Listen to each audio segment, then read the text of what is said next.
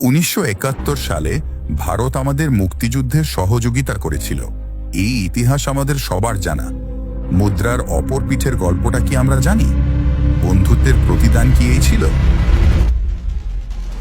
স্বাধীনতার ঠিক পরপরই যখন বাংলাদেশ ছিল এক যুদ্ধবিধ্বস্ত দেশ, ঠিক সেই সময়ে ভারত বন্ধুত্বের আড়ালে শুরু করেছিল এক নজিরবিহীন লুটপাট।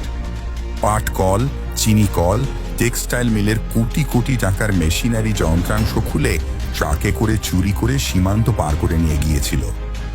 তৎকালীন বিভিন্ন রিপোর্ট অনুযায়ী সে সময় প্রায় $4 বিলিয়ন সম্পদ লুটপাট করা হয়েছিল, যা আজকের বাজারে আপনি হিসাব করে দেখেন কত কত বিলিয়ন ডলার হতো। এই লুটের কারণে সাধ্য স্বাধীন হওয়া দেশটির অর্থনীতি শুরুতেই পঙ্গু করে দিয়েছিল।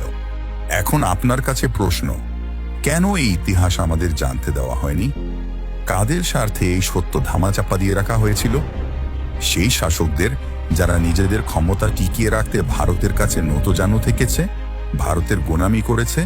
সবাই যখন চুপ ছিল, তখন এই লুটপাটের বিরুদ্ধে সর্বপ্রথম বাধা হয়ে দাঁড়িয়েছিলেন একজন বীর মুক্তিযোদ্ধা, 9ম সেক্টরের কমান্ডার মেজর M.A. জলিল। তিনি এই লুটপাটের তীব্র প্রতিবাদ করেন এবং তা প্রতিরোধের চেষ্টা করেন। আর এই প্রতিরোধের পুরস্কার কি ছিল জানেন? স্বাধীন বাংলাদেশের মাটিতে তিনিই হলেন প্রথম রাজবন্দী।